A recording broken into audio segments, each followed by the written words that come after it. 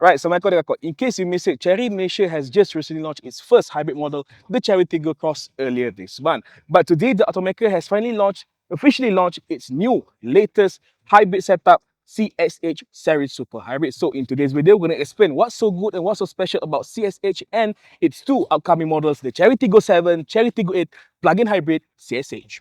Let's go.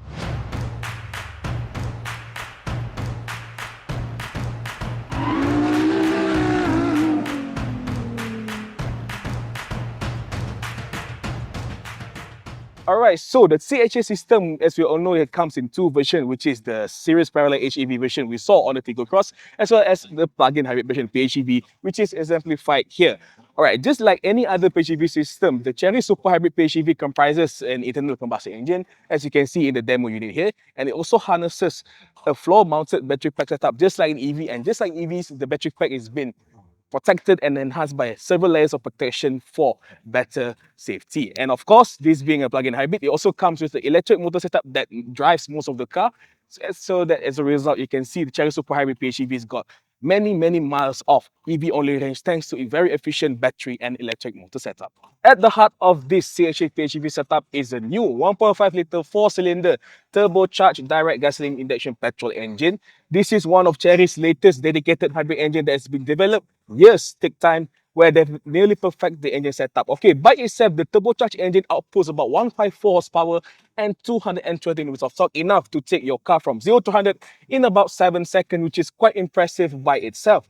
But more importantly, Chery actually boasts how efficient and how good this engine managed the thermal efficiency. According to them, they claim about 44.5% of thermal efficiency, which makes it one of the highest in the industry standards, as well as fuel consumption as well as 4.2 liters per 100 kilometer by the engine itself, which sounds impressive, at least on the paper. Alright, the second key component for the CHH PHEV setup lies on the gearbox, because just like many other modern hybrids, it uses a dedicated hybrid transmission, DHT, where it comprises of a standard 3-speed setup, but it incorporates electric motor setup inside the gearbox itself. Okay, according to Chery, the electric motor inside here outputs about 201 HP and up to 310 Newtons of torque.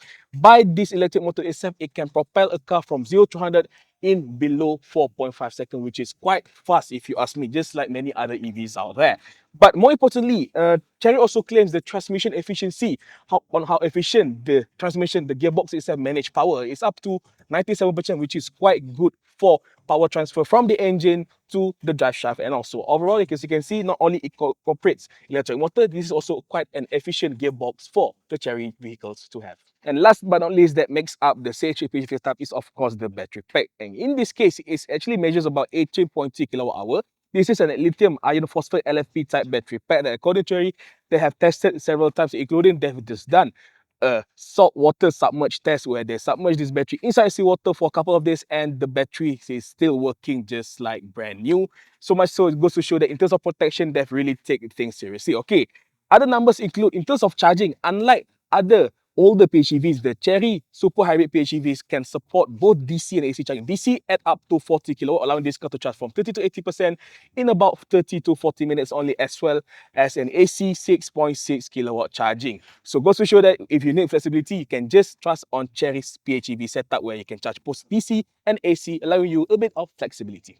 So with all these three main components combined, the Chery Super Hybrid PHEV setup delivers very promising figures, including up to 95 kilometers of pure electric range, fuel economy rate as low as 1.39 litre per 100 kilometer, and most importantly, the overall combined comprehensive range of over 1,200 kilometers, meaning that a full single charge, a full single tank, you can take this car all the way to Thailand and go back in KL without need to stop for recharge or refuel. So in case you're wondering where will this CHH PHEV setup ends up, it will end up at one of these. This is of course the upcoming Chery Tigo 7 PHEV. It uses the same CHH setup that we detailed earlier, but this is essentially an updated version of the Chery Tigo 7 Pro. It's still a C segment SUV where it will compete against the like of JQ, J7, PHEVs and many more, but you can see it boasts some design changes over the standard Tigo 7 Pro also in our market, and it's going to come here later this year alongside its bigger sibling over there. And the bigger brother, of course, this one. This is the Chery Tigo 8 PHEV CSH. It's actually the same version as the Chery Tigo 8 Pro Tiro SUV on sale in our market now, but with the new CSH PHEV setup. As you can see, it looks more or less the same as the Tigo 8 Pro, but some minor differences, just like the Tigo 7 Pro down here. So overall, these two models are set to come later this year at Chery Malaysia's first PHEV dual model.